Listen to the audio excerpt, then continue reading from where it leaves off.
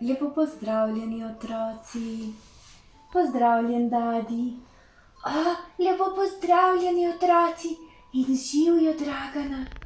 A veš, že tako nestrpno čakam te najine petke, da bova prebrala zgodbico.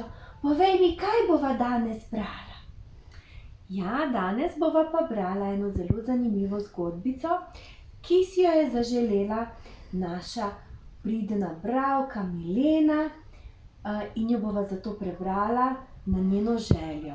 Tako da, dragi otroci, če želite tudi vi, da prebereva, kar si vi želite, nama lahko pišete na pravlicneurice@gmail.com in izžrebala bova enega, ki si bo zaželela eno zgodbico in z veseljem jo bova prebrala. A prav?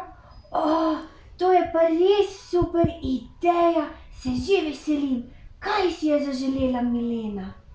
Milena si je zaželela zgodbico Obuti maček.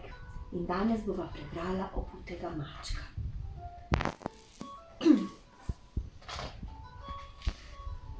Nekoč je živel star mlinar, ki je svojim 3 sinovom zapustil mlin, osla, najmlajšemu pa mačka. Mladenič ni vedel, kaj bi z njim, in je bil ves potrt, ko mu je maček rekel: Njav, ne obupaj, moj gospodar.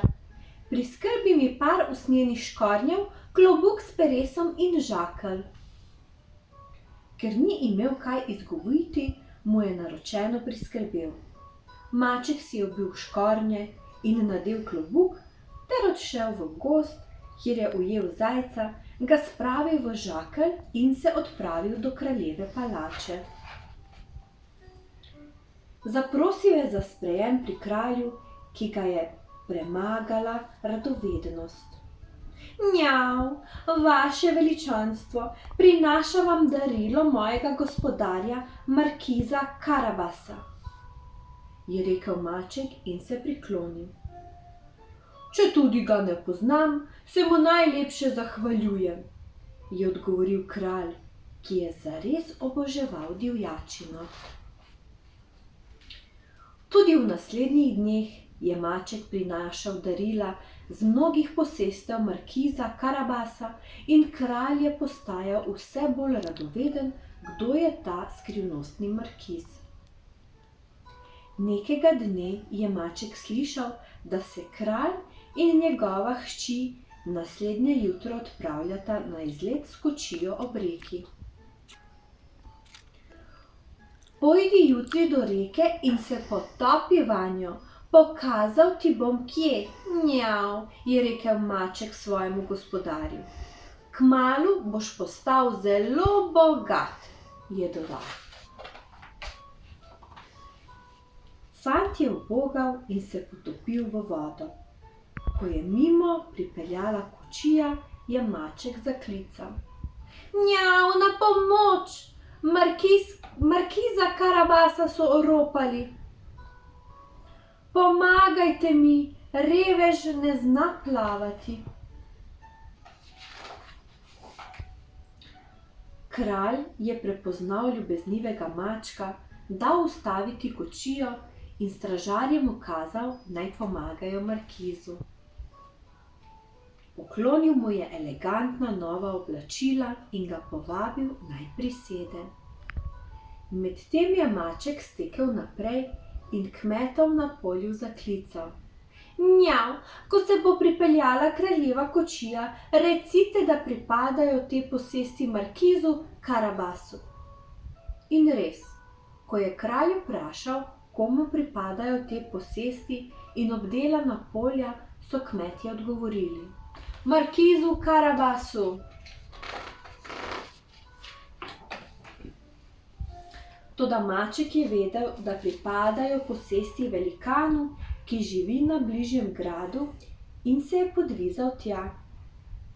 Kako si drzneš vstopiti v moj grad, ne da bi bil povabljen? Ga je strogim glasom vprašal velikan. Njav, gospod, slišal sem neverjetne stvari o vaših čarovniških sposobnostih. Menda se lahko spremenite v katerokoli žival. To bi pa res rad videl, mjav, je odgovoril maček. Velikan se je spremenil v velikega leva. Maček pa, ki je bil zelo prebrisan, je še vedno dvomil. Mjav, pa se lahko spremeniš tudi v kaj zelo majhnega? Ko se je velikan spremenil v miško, je maček hitro planil po njej in jo požrl. Ob prihodu kraljeve kočije je maček zaklical: Dobrodošli na gradu markiza Karabasa. Prosim, vstopite. Mladenič je čisto osupel kralja in princeso povabil, naj se mu pridružita kot gosta. Princeska se je medtem do ušes zaljubila v postavnega mladeniča. Ko so si tako ogledali najrazkošnejše sobane gradu, so prišli v jedilnico, kjer jih je čakalo bogato obložena miza. Kralj je navdušeno vzkliknil: Kako bogato pogrnjena miza! Saj tu je vse od divjačine do sladic in celo najbolj izbrana vina. Med večerjo je kralj opazil, kako zelo je mladenič očaran nad princeskino lepoto, in pomislil je, da bi lahko hči bogato poročil. Vprašal ju je, ali bi se hotela poročiti. Mladenič je zaljubljeno odgovoril: Vaše veličanstvo, v čast mi bo poročiti se z vašo hčerjo. Srečen se je pridružil ljubi princeski in nemudoma so se lotili priprav na poroko. Poroka je bila v kraljevi palači z gosti iz najuglednejših družin v kraljestvu in po vsej deželi se je jedlo, pilo in plesalo 3 dni in noči. In tako je mlinarjev sin postal bogat in pravičen princ, ki so ga ljubili vsi podložniki. Pametni maček pa je nadaljeval uspešno kariero in postal kraljevi osebni svetovalec.